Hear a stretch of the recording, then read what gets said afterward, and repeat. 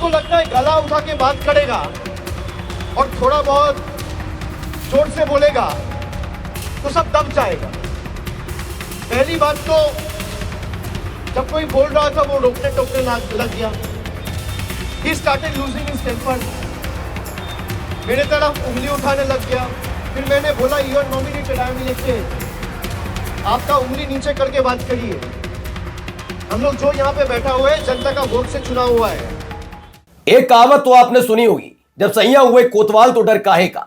लेकिन सैया के कोतवाल होने का फायदा जो भाई साहब लगातार उठा रहे थे वो इस बार लेने के देने पड़ गए। जी हां, पहले ही ज्ञानेश कुमार के खिलाफ एक एफआईआर के लिए शिकायत दे दी गई है, लेकिन अब इनसे आगे एक बैठक बुलाई गई थी। बैठक में टीएमसी का प्रतिनिधि मंडल पहुंचा था।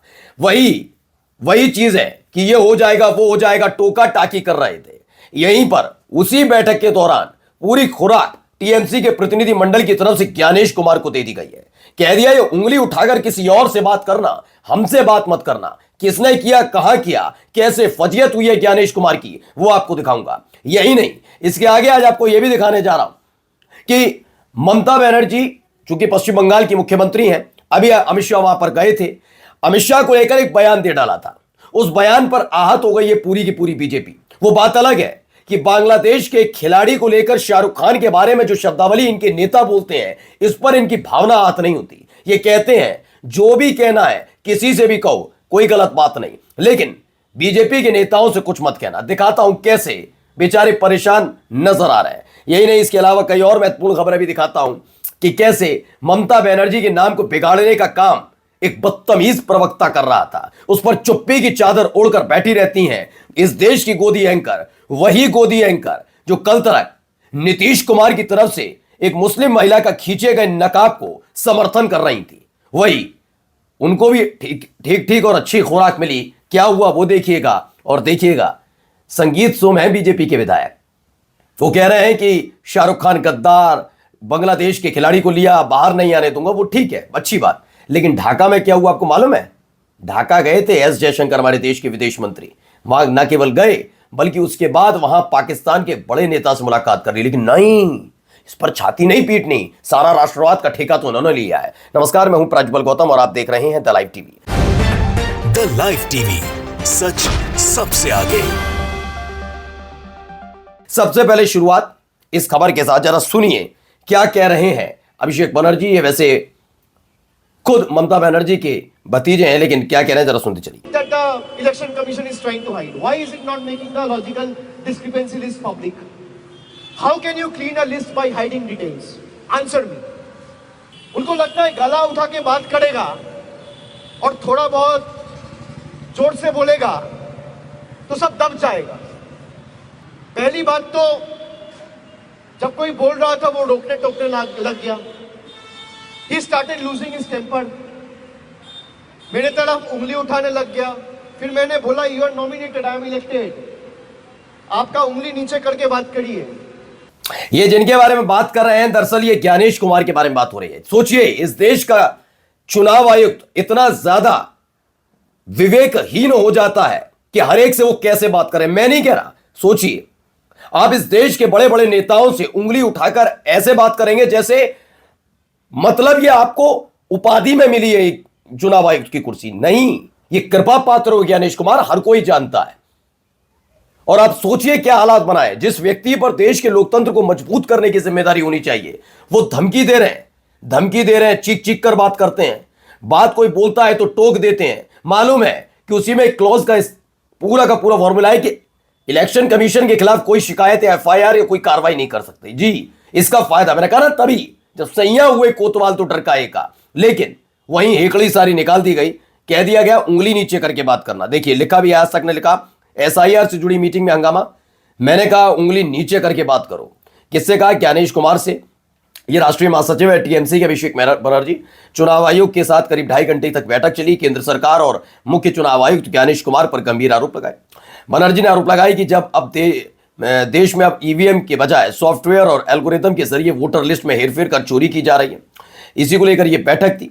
इसी बैठक के दौरान वो अपना टेम्पर लूज कर रहे थे और लगातार चीख चीख कर बात कर रहे थे और उंगली दिखा दिखा कर उठा उठा कर बात कर रहे थे। इस पर इन्होंने जबरदस्त खुराक दी। खुराक तो इधर भी मिलने वाली है, जरा पहले देखिए। न्यूज 24 की खबर है, आपको होटल से बाहर नहीं निकलने देते, ममता की शाह को धमकी। ये खबर चली है, अच्छी बात है कि खबर चलानी भी चाहिए, लेकिन जरा यहां देखिए क्या हो रहा है। धमकी किसको दे रहा है जरा तो जी। इस वार्ता में गृह मंत्री माननीय अमित शाह जी ने बड़े स्पष्टता के साथ बंगाल में जिस प्रकार से भ्रष्टाचार, अन्याय और विशेष करके जो घुसपैठियों को लेकर राजनीति हो रही है, उस विषय में आदरणीय अमित शाह जी ने अपने वक्तव्य को रखा है कि किस प्रकार ममता सरकार जमीन नहीं दे रही है। वो सारा झूठ था, संबित पात्रा को भी पता है। पहले मैं आता हूं संबित पात्रा पर।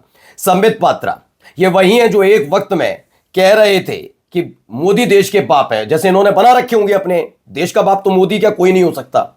देश का बाप ऐसे नहीं होता, राष्ट्रपिता अलग उपाधि है, लेकिन देश का बाप मोदी क्या कोई नहीं हो सकता। इनके लिए इन्होंने बना रखे होंगे और इसी एवज में मिला। जिस राज्य से आते हैं वहां घुसपैठियों का आरोप लगाकर रोज लिंचिंग हो रही है, तब इनके भावनाएं हाथ नहीं होती। क्या कहते हैं, आप शाह को धमकी नहीं दे रही, भारत को धमकी दे रही है।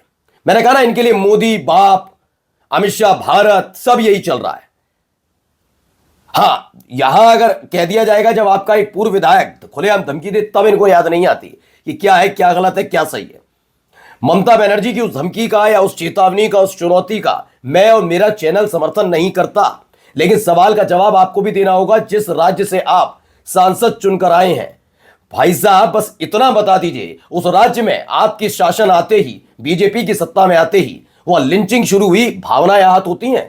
थोड़ी तो नैतिकता होगी, थोड़ी तो शर्म होगी। नहीं, अमित शाह को धमकी नहीं दे रही है, भारत को धमकी दे रही है। कौन है अमित शाह? गृह मंत्री तो है। और धमकी वाली बात क्या, वो बात करने का तरीका उनका देखा है। धमकी नहीं दे रही है।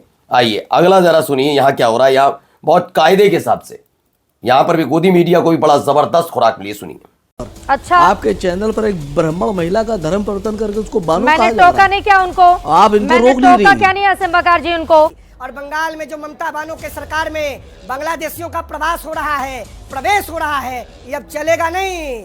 और ये बात को नोट कर लीजिए ममता बानो जी, बंगाल की जनता जग गई है। सबसे पहली बात तो मैं एक एतराज जता दूं, ये बोलेंगे असीम वकार, वो भी सुनाऊंगा, लेकिन आपने देखा कहीं ममता बानो ममता बानो ममता बानो बोला गया बार बार।